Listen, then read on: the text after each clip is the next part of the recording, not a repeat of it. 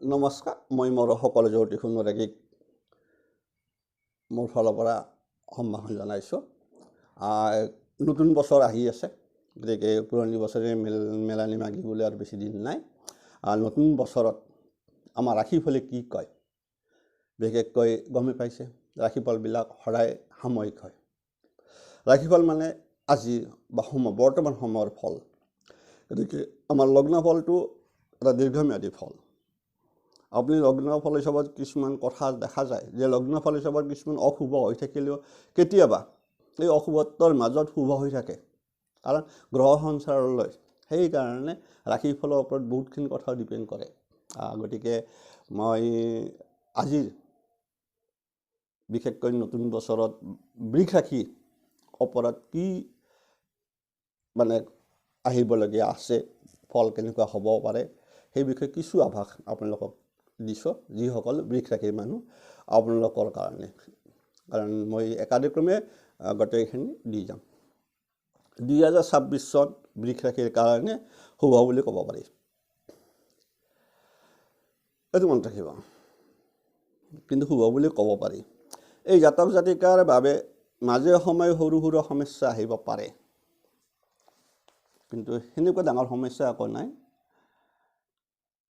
গতিকে কোৱা হৈছে যে আহিলেও সমস্যা আহিলেও জীৱনৰ অধিক সময় কামৰ পৰিণাম আপোনাৰ পক্ষে থাকিব, আপোনাৰ অনুকূলে থাকিব কামত। ৰাশিফল 2026 চন অনুযায়ী কৰ্মক্ষেত্ৰত বৃষ ৰাশিৰ বাবে ইতিবাচক দিশ হৈ আছে। গতিকে বৃষ ৰাশিৰ কাৰণে ইতিবাচক দিশ হৈ আছে। আপোনাৰ সময় শুভ হোৱাৰ বাবে শুভ সময় আপোনাৰ এতিয়া। গতিকে তাৰ ফলত কি হ'ব, আপোনাৰ সঞ্চয় কৰিব পাৰিব। আগৰ যি গ'ল। গতিকে এতিয়া কথাটো কৈছোঁ। গতিকে বৃষ ৰাশি এই বছৰত সঞ্চয়ৰ যোগাৰ হৈ আছে। ৰাশিফল 2026 চন অনুসৰি আপোনাৰ সৌভাগ্য, স্থিৰতা, স্বাস্থ্য ভালে থাকিব। এইটো বিশেষকৈ বৃহস্পতি প্ৰভাৱৰ কাৰণে হ'ব। ৰাশিফল 2026 অনুযায়ী আপোনাৰ সৌভাগ্য, স্থিৰতা আৰু স্বাস্থ্য ভালে থাকিব। দীৰ্ঘ সময় ধৰি লোৱা সিদ্ধান্তসমূহ, আগতে যিবিলাক সিদ্ধান্ত লোৱা আছিল দীৰ্ঘম্যাদী, সেইবিলাক ফলপ্ৰসূ হ'ব। নতুন ব্যৱসায় যোগ আহি আছে। গতিকে নতুন ব্যৱসায় আৰম্ভ কৰিলে সাফল্য পোৱাৰ সম্ভাৱনা আছে।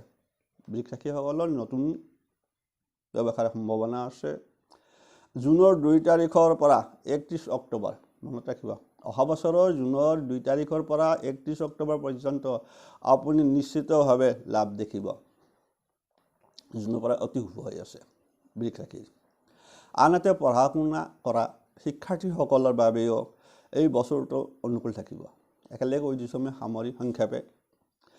প্ৰেম আৰু বিবাহৰ দৃষ্টিকোণৰ পৰা, গতিকে মনত ৰাখিব, প্ৰেম আৰু বিবাহৰ দৃষ্টিকোণৰ পৰা বৃষ ৰাশিৰ জাতক জাতিকাৰ বাবে শুভ বুলি ক'ব পাৰি।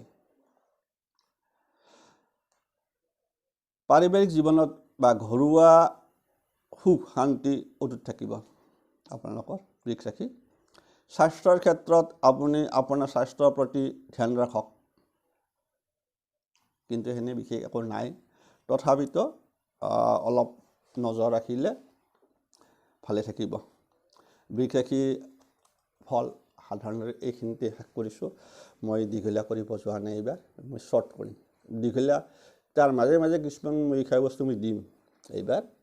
ধৰক অকল এটাৰ ওপৰত ভিত্তি কৰি বহুত কথা আহি থাকে ভিতৰত এৰিছোঁ। ভালে থাকক, কুশলে থাকক। যিসকলে নতুনকৈ চাই আছে ছাবস্ক্ৰাইব কৰিব। আপোনালোকৰ প্ৰত্যেকৰে ৰাশিৰ কিছু আভাস সংক্ষেপে ঠিক এইদৰে মই দি যাম 12টা ৰাশিৰ এইকেইদিনৰ ভিতৰত।